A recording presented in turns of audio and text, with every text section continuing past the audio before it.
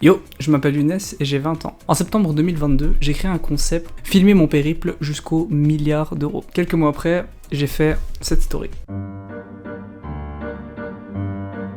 On est maintenant un an après et je suis loin, très loin d'avoir 1 million. En fait, comme dans toutes les résolutions, au début, t'es super motivé, tu crois que tu peux déplacer des montagnes. Et puis quand tu commences à te heurter à tes premiers problèmes, tes premiers obstacles, ta motivation commence à tout doucement baisser et le fait que tu te sois lancé sans plan précis et concret commence fortement à se sentir. Dans la précédente vidéo, j'avais dit que j'allais dorénavant diviser mes vidéos en 2 parties, donc le mental et puis les choses concrètes que j'ai mises en place pour la réalisation du concept. Mais je crois que je vais procéder différemment. À la fin de la vidéo, j'aurai une annonce importante à vous faire, mais avant, passons au vif du sujet. Après environ 1 mois et demi, 2 mois de travail ensemble, le job avec Eric s'est terminé. J'ai gagné un total d'environ 400 €. Vous allez me dire, ouais, mais c'est de l'esclavage, mais comme dit dans l'épisode précédent, que je vous invite fortement à aller voir, je pouvais travailler d'où je voulais et quand je voulais. Le problème, c'est que d'où je veux, quand je veux, ça veut dire que faire du 8-18, je ne pouvais pas. Donc j'ai travaillé un total d'environ 20 heures, ce qui équivaut du coup à 400 € pour 2 mois de travail.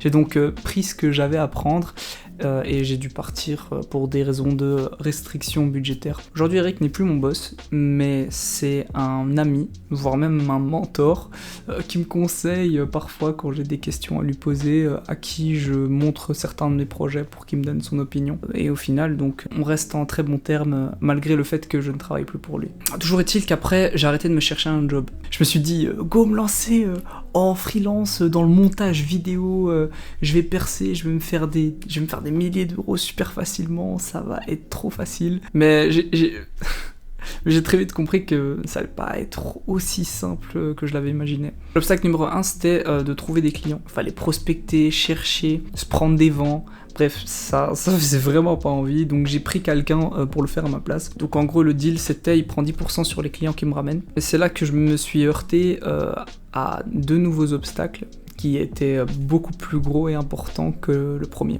Donc le premier des 2, c'était mon manque de compétences. Comprendre que je ne pouvais pas faire certaines choses que le client me demanderait de faire, c'était assez dur à assimiler. En fait, le problème était un peu plus gros. Faut savoir que la majorité des effets que vous voyez sur YouTube, ils sont faits à l'aide d'After Effects. Sauf que moi, je montais sur DaVinci Resolve. C'est, je crois, l'outil le plus intuitif et efficace pour faire des effets dans le montage game. Le hic, c'est que j'avais pas la thune pour ça, donc j'ai dû me démerder avec les nodes de DaVinci Resolve, essayer de faire des effets qui font le taf, hein, honnêtement. Si on se forme sérieusement à DaVinci Resolve et aux nodes, au final, c'est faisable, mais c'est beaucoup plus difficile dans le début en tout cas. Puis les tutoriels qu'il y a sur DaVinci Resolve, sur les nodes, etc., ils sont vraiment pas nombreux sur YouTube, là où la communauté After Effects, elle est super grande sur YouTube, etc. Dès que tu cherches un truc, dès que tu veux savoir comment faire un truc, tu vas trouver. Donc j'ai décidé de me taper les vidéos de DaVinci Resolve de 1 heure avec du coup des exercices. Donc c'est une sorte de formation gratuite dans les notes de DaVinci Resolve. Le problème, c'est que malgré la longueur de ces vidéos, elles sont pas exhaustives en fait. Bon après, vu le nombre d'effets qu'il y a sur DaVinci, encore heureux j'ai envie de dire, sinon ça prendrait bien plus que 3 heures. Ils nous apprennent un peu les bases et puis après c'est à toi de découvrir un peu, de prendre un peu ton temps pour te former à ta sauce au montage sur DaVinci. Vous allez me poser la question, et un ami à moi, que je salue d'ailleurs, va me poser la même. Pourquoi tu l'as pas craqué si ça pouvait t'aider à te simplifier la vie? Pour la simple et bonne raison que l'objectif c'est de faire 1 milliard d'euros mais de manière éthique et en accord avec mes valeurs. Alors voilà, donc déjà faire 1 milliard c'est dur. Alors en plus de ça de manière éthique, mais voilà. C'est l'objectif, sinon je vois pas le but, sinon autant lancer un gros scam et péter le million en 2 mois. Bref, mon premier client que mon prospecteur m'a ramené m'a fait pleurer du sang. Mais normalement, ça devait pas me freiner en fait. Au contraire, il m'a demandé des choses qui... En fait, il voulait diviser la tâche en plusieurs parties. Et donc moi, il m'a demandé une partie qui était assez simple, qui était clairement dans mes cordes, c'est-à-dire juste mettre certaines parties, de l'animation, des images libres de droit, enfin ce que je fais pour mes propres vidéos et ce que je faisais d'ailleurs pour l'entreprise Blue, mais je me suis heurté à un deuxième obstacle. Pour être honnête, je m'attendais pas à le rencontrer ou même à y être fortement impacté, mais il faut savoir que c'est un obstacle que toutes les personnes audacieuses ou qui osent sortir la tête du moule et qui osent dire des choses qui sont j'ai envie de faire 1 milliard. Il y a beaucoup de gens qui me disent c'est bien, continue, mais je vois bien dans leur regard qu'ils me prennent pour un enfant, tu vois, genre la même réaction que Luffy quand il dit je veux être le roi des pirates. Les gens ils se disent mais ferme-la, va travailler dans les champs toi et ton chapeau de paille, tu vois. Mais c'est quand même un obstacle qui peut impacter et qui impacte du coup qui ont touché toutes les personnes audacieuses. Et cet obstacle, c'est tout simplement les jugements et les doutes de mes proches. Certains de mes proches ont commencé à me voir travailler sur mes projets, sur ce qui me passionnait, à me voir parler d'argent sur YouTube. Ils ont commencé à émettre des doutes sur moi, des doutes sur ma personne, sur mes projets, sur mon avenir. Certains étaient même plus catégoriques que d'autres, c'est-à-dire que je me prenais des phrases du style « chaque année, je vais revenir chez toi te demander où t'en es pour que tu réalises à quel point ce que tu fais est inutile ». Je vous passe les détails, mais en plus d'avoir été un événement qui m'a déçu et dégoûté de certaines personnes, ça a fini par m'atteindre moi, et j'ai commencé à émettre des doutes moi-même sur qu'est-ce que je suis en train de foutre de ma vie en fait. Depuis le début du challenge, je fous rien. Aujourd'hui, j'ai 17 balles sur mon compte bancaire. Les 400 euros, ils ont été dépensés depuis un petit temps, vu que j'ai arrêté de travailler avec eux en avril et que j'ai beaucoup de retard sur mes vidéos. Normalement, j'étais censé en faire une par mois. Je suis à 4 l'année. c'est pas ouf. J'ai commencé à me mettre une pression de malade mental, jusqu'à même faire un burn-out. J'ai dit à mon prospecteur, ouais, va dire au client, casse-toi frère, tu me fous la haine toi aussi, barre-toi. Puis je suis resté, j'ai rien foutu. J'ai arrêté de travailler sur mes projets, j'ai arrêté de travailler sur tout et j'ai commencé à manger des chips devant YouTube et à rien foutre. Puis un jour, un pote me parle d'un jeu.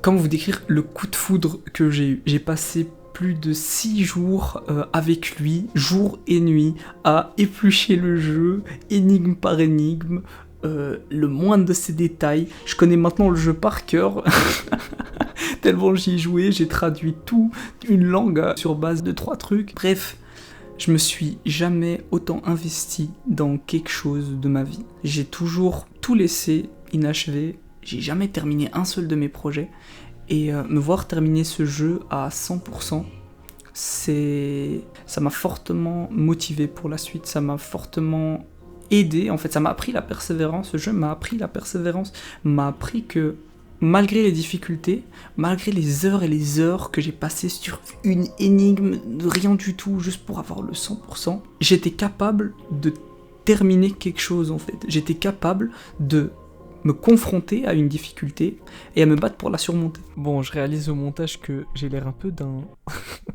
un peu d'un fou, tout ça pour un jeu vidéo, mais faut savoir que le jeu, il est extrêmement dur à finir à 100%, d'où la fierté et la satisfaction. D'ailleurs, je vous invite fortement à tenter, le jeu s'appelle Tunic, je l'ai pas dit. Je vous invite fortement à tenter de l'aventure sans regarder de Solus, et vous verrez, vous allez abandonner en fait.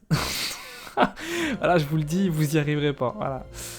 J'espère que le vous y arriverez pas vous motivera à le faire. Moi en tout cas, je sais que seul j'y serais pas arrivé. Mon pote m'a pas aidé à faire les solus parce que lui il avait vu la vidéo de The Great Review qui en parlait, mais il était là avec moi en train de regarder mon stream, j'étais en train de streamer le jeu. Je l'ai pas fait sur Twitch, je devrais peut-être commencer à stream sur Twitch. Mais non, j'avais stream le jeu, on était en appel rien qu'à 2 et il était là et en fait il voulait juste voir ma réaction en fait. Et il a été super patient parce qu'on a passé plus de 50 heures en appel ensemble. Moi je pensais allez vas-y en 3 jours c'est bouclé. J'ai mis une semaine non-stop à y jouer pour finir le 100%, c'était extrêmement dur. Mais quand j'ai fini, waouh. C'était quelque chose. Pour ceux qui ont envie de tenter l'aventure, Faut savoir déjà que dans les succès Steam, il n'y a pas un petit succès qui t'indique que vous avez fait 100%. Malheureusement, ça aurait été très satisfaisant, mais il n'y a pas. Pour la simple et bonne raison que, en fait, je crois que tu finis jamais vraiment le jeu, en fait. Mais en tout cas, voilà, ceux qui ont envie de tenter le truc, estimez que vous avez atteint le 100% à partir du moment où vous voyez ça. À partir du moment où vous avez réussi à trouver ça, vous avez fait 100% du jeu, félicitations à vous, vous êtes des énormes tarés. C'est un nouveau départ que je me suis créé, et malgré cette flemme qui continue de me hanter, j'essaie de me battre encore. Je crois que je commence petit à petit à trouver une faille et à peut-être en venir à bout de ma flemme. Cette année, je pensais que j'allais atteindre le million avant 2024, mais ça risque d'être... Enfin, du coup, ça a été beaucoup plus compliqué que ça l'est, et non pas parce que j'ai essayé sérieusement, mais parce que j'étais incapable, en fait, de faire un projet et de m'y tenir, de faire un planning et de m'y tenir, de résister à la dopamine instantanée. Mais je crois que cette année va être différente. Je pense que je vais tout doucement rentrer dans le concret. Voilà, la vidéo arrive à son terme. Je voulais vous annoncer que j'allais commencer à publier d'autres vidéos qui sont en dehors de cette mini-série, cette série qui est pourquoi j'ai lancé cette chaîne même, mais mini-série quand même, de la quête du milliard. Donc ce sera des vidéos un peu plus dev perso, qui raconteront peut-être les détails de cette histoire que j'ai fortement abrégée, de cette année que j'ai fortement abrégée, des conclusions que j'ai eues, des choses que j'ai apprises aussi, en dehors de l'entrepreneuriat, de comment juste gestionner sa vie, comment combattre certains traumas, certaines flemmes, comment combattre certains de ces démons. Donc ce sera des miniatures et des titres encore plus aguicheurs que ceux actuellement. Mais voilà, j'espère que cette vidéo vous a plu. Si c'est le cas, n'hésitez pas à me le dire.